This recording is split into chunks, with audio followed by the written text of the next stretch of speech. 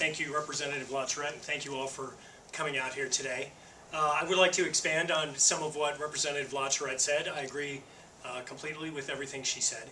One of the things that I think is important to keep in mind is that Ohio is the home of the Rock and Roll Hall of Fame.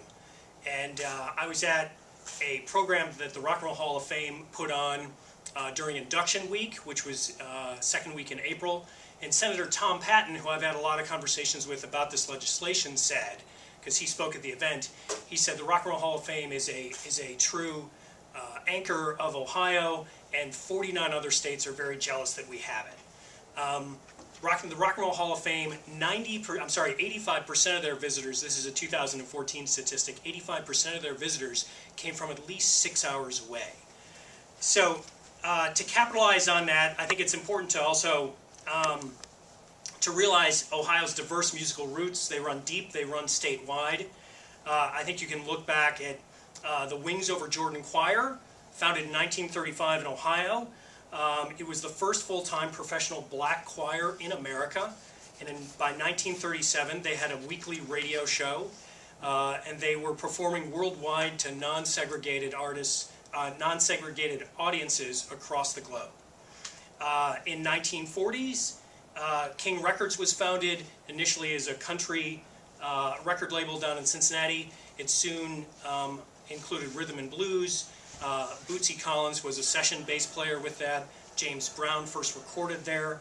And then coming back up the state, Alan Freed coined the term rock and roll. He put on the Moondog Coronation Ball March 21st, 1952. It was attended by over 20,000 folks.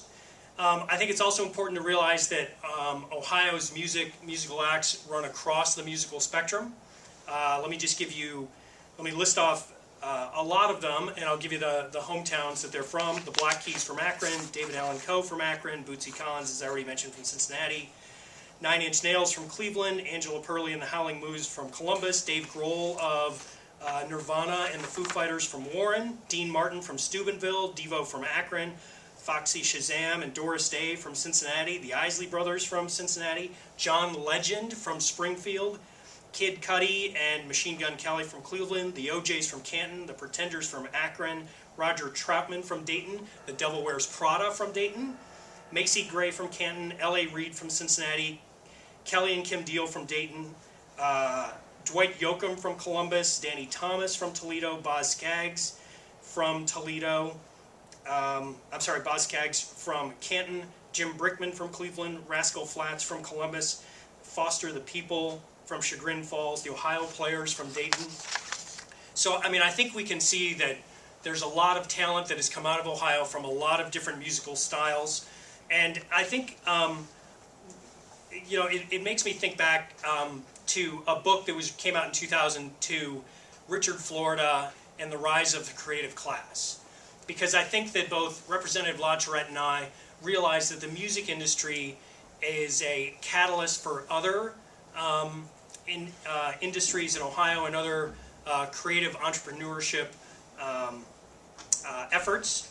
And so from Richard Florida's book, Florida wrote, "But just as music matters to cities, cities also matter to music. Even in an age when messages and mixes travel around the globe in seconds, where musicians and other members of the creative class live and create matters." He also wrote this, and I think this gets to the kind of the entrepreneurship piece.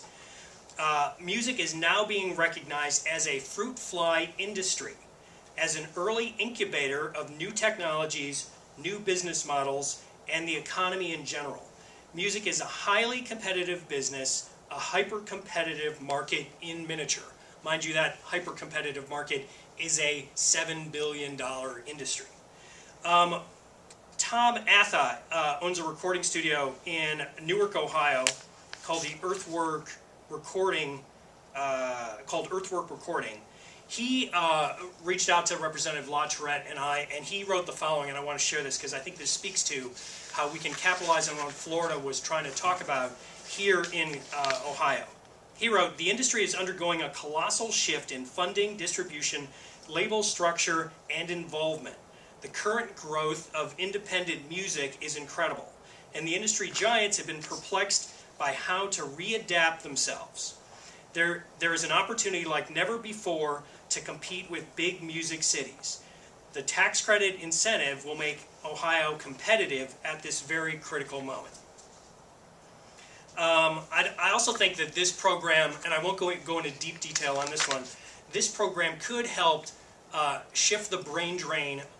You know, Ohio's been losing some of its creative talent. This actually gives us the ability to kind of bring some of that back. There was a Knight Foundation study that was recently released in 2010 called The Soul of the Community. It was subtitled Why People Love Where They Live and Why It Matters, a national perspective. They looked at 26 cities over 3 years, and they concluded that, and this is to quote them, the study has found that a positive correlation between community attachment and local GDP growth.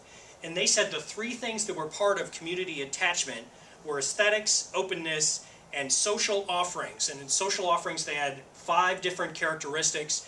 One of them was a vibrant nightlife, and another one was the availability of arts and cultural opportunities.